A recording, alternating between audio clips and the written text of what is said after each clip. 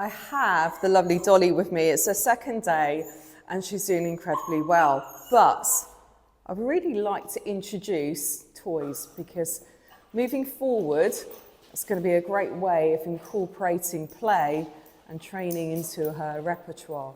So she's doing really well. Now, obviously, we were teaching the leave yesterday, but when we're doing this form of training, I think actually it's better to have a different command. And the good command to have is actually out. So I'm going to show you how to do that. So a little bit of pulling on the lead. Get hold off the other end of the tuggy.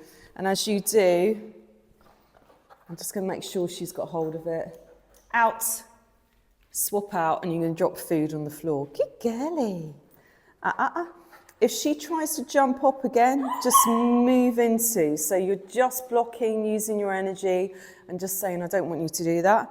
Yes. And then I'm just going to play again. Woo! Good girly.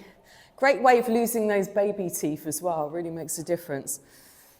Good. Well done. Out.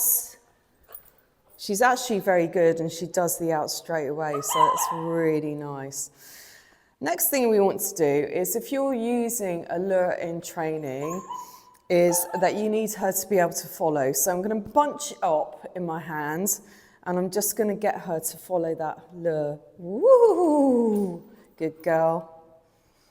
And then release. Yeah. So it might seem like small increments, but what you want to do is have the ability to be able to use it to guide the dog forward. So it's kind of really important to put this in now. And again, out. Good girl. Bunch it up. Now she heard Ralphie upstairs, so that's why she was a little bit distracted. And that's why we do training in here, because there's plenty of things going on, plenty of noises. And again, I'm going to move her forward. Whoa, good girl. Whoa, and then release, yes. So what you want to do is you really want to build up that time before you release so she gets used to following that lure. She's got a little bit distracted, that's absolutely fine. She's a really young pup. Let her go off and do that. And then we can always bring her back again. Dolly! Yes, back into the room. I think she might need a little girly rest break, so we'll just see what she does in a minute. Dolly! There you go. Pop her back into the sit. Dolly! Sit. Good girl. Yes. Beautiful. Back in the room again. Yeah. Pop that out. And then we're going to make sure that we can get her to follow.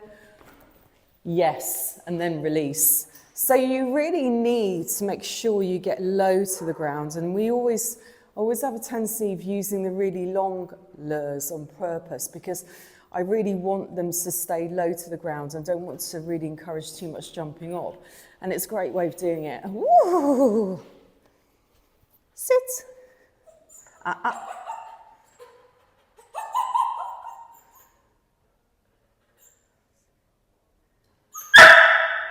And then, yes, good girl. Now, you may notice that I use yes quite a lot, and that's my secondary reinforcer. I do love clicker training, but the reality of it is clicker training is great if you're in a really enclosed environment, you're not taken out for walks, because it can be really difficult to manage having a clicker, having the food, having the dog lead, and trying to do everything at the same time. So actually having a word that is a marker word, it works incredibly well. So we tend to do yes. So that means you've done a great job, your food's going to follow. And I'm going to show you the process of how to do that. So literally, yes. Yes. Yes. Yes. That's called the charging up process. So now, what should happen is she will realise when the word yes is said that there's going to be a food reward that's going to follow. And it's a great way of pinpointing and marking a really good response because she'll go, actually, I know something's going to happen soon, which is great. It also gives us the ability to get our food out of our pockets, because it's never dead easy doing that when you're on walks, etc. So it's a really good one to put into your repertoire. So we've done quite a lot today. The Tug Enough toys, highly recommend. They last for years, but only bring them out in training. You must never, ever leave them on the floor. They're only when you want to interact with your dog and actually do training with them. Super important you remember that. So give it a go at home.